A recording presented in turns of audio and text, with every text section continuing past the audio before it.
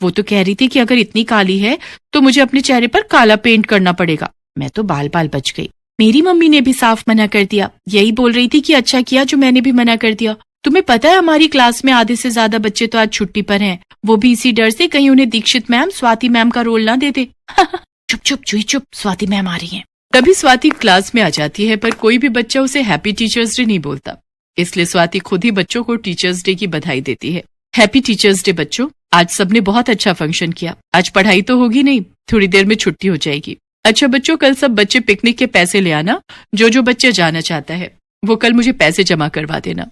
कुछ देर बाद स्कूल की छुट्टी हो जाती है और सब बच्चे अपने अपने घर चले जाते हैं। स्वाति एक मध्यम वर्गीय परिवार की बेटी थी। वो 28 साल की थी, पर काले रंग के कारण उसकी शादी नहीं हो पा रही थी। इस कारण स्कूल के साथ साथ उसे आस पड़ोस के भी ताने सुनने पड़ते थे। स्वाति जब भी छुट्टी के टाइम स्कूल से घर पहुंचती तो रास्ते में मोहल्ले की औरतें उसे देखकर बातें बनाती थी। नमस्ते आंटी।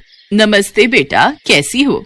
मैं ठीक हूँ आंटी। आशा जी की बेटी कितनी बड़ी उम्र की हो गई है, पर देखो इसके माता पिता को अभी तक इसकी शादी की चिंता नहीं है। अरे काला रंग है ना, काली लड़कियों को लड़के आसानी से नहीं मिलते। बेचारे माँ बाप इसमें क्या करे। थोड़ा धीरे बोलो, पास में से ही निकली है।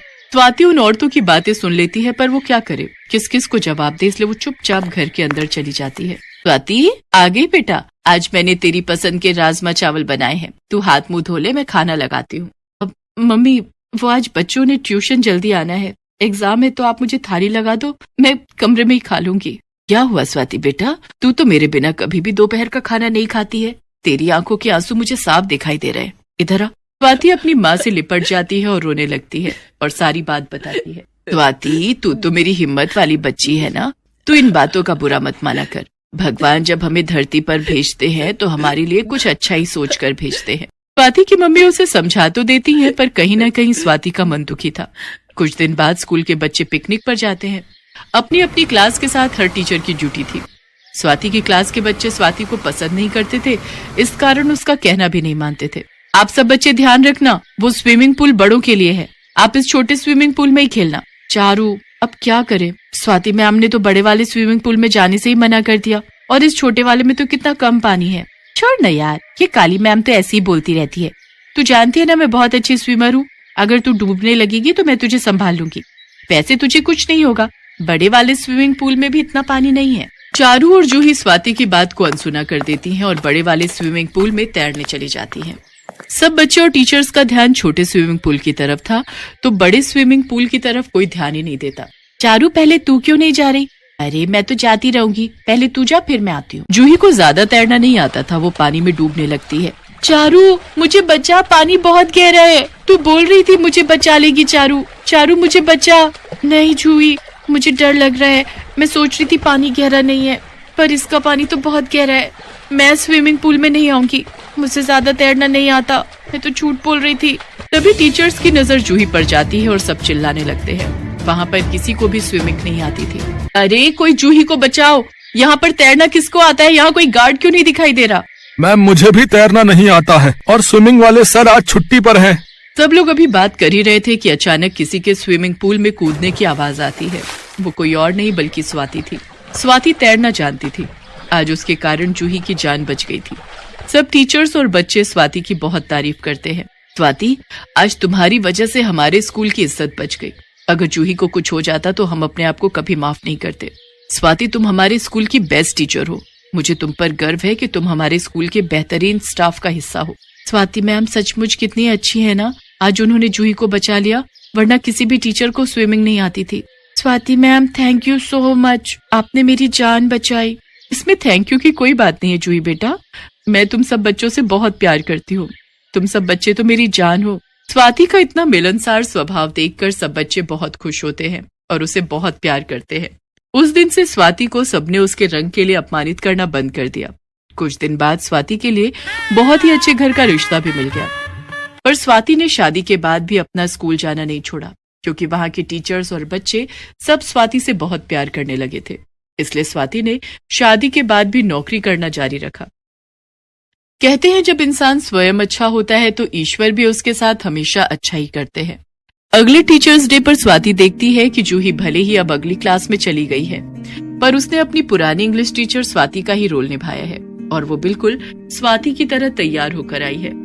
ये देखकर स्वाति की आंखों में खुशी के आंसू आ जाते हैं।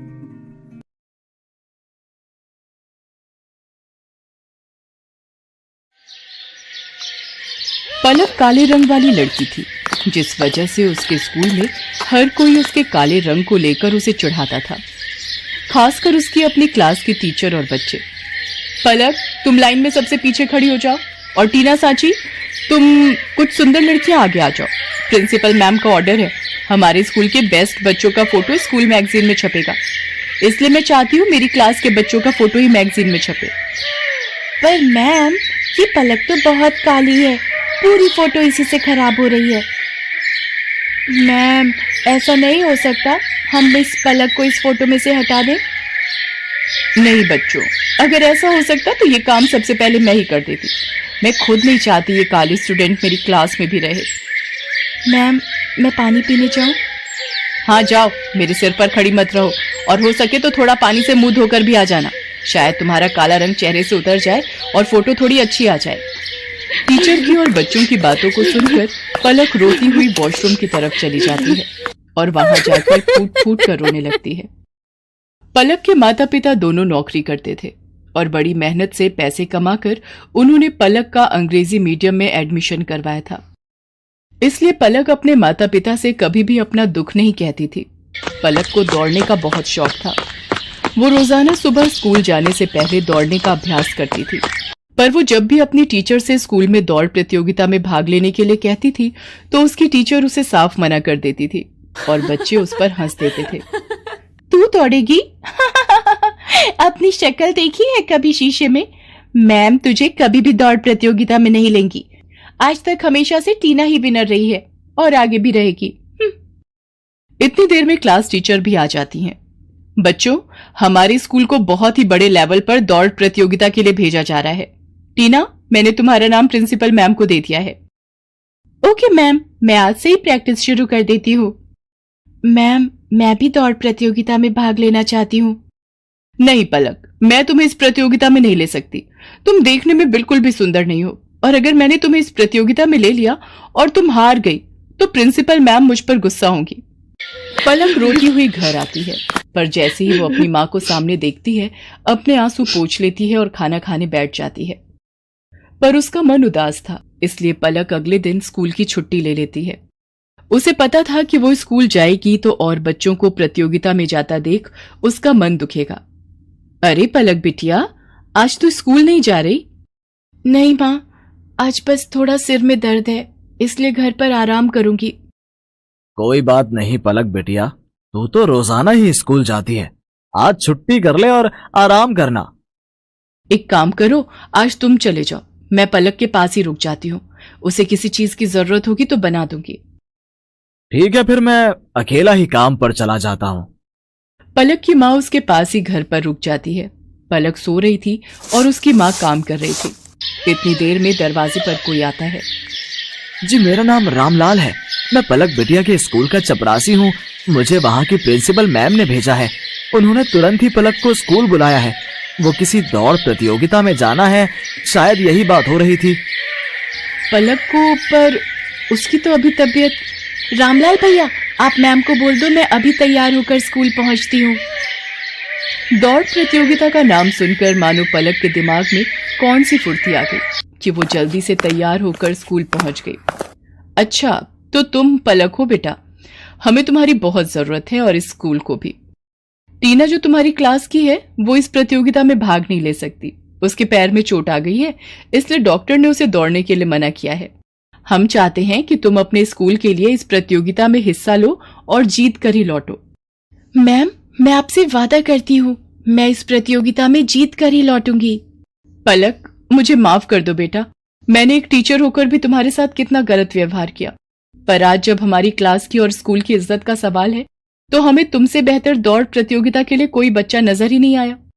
मैं जानती थी कि तुम रोजाना सुबह दौड़ने का अभ्यास करती हो, इसीलिए मुझे तुम्हारा नाम सबसे पहले याद आया। मेरी शुभकामनाएं तुम्हारे साथ हैं। पलक, देखना तुम इस प्रतियोगिता में जीत कर ही लौटोगी।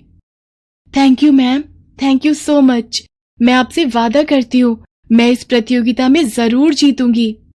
पलक की क्लास के सब बच्चे भी उसे शुभकामनाएं देते हैं और पलक पूरे जोश के साथ दौड़ प्रतियोगिता में हिस्सा लेती है और जीत कर लौटती है। उसकी प्रिंसिपल मैम और क्लास टीचर उसे इनाम में ट्रॉफी देकर सम्मानित करती हैं। ट्रॉफी लेकर पलक घर पहुंचती है। प्रतियोगिता जीतने की खुशी पलक के माता पिता उसके चेहरे पर साफ साफ देख रहे थे। उस दिन के बाद से पलक को कभी भी कोई भी उसके काले रंग के लिए नहीं बोलता था, बल्कि सब उसकी बहुत तारीफ करते थे। Thanks for watching. कहानी पसंद आई तो वीडियो को लाइक कर दो।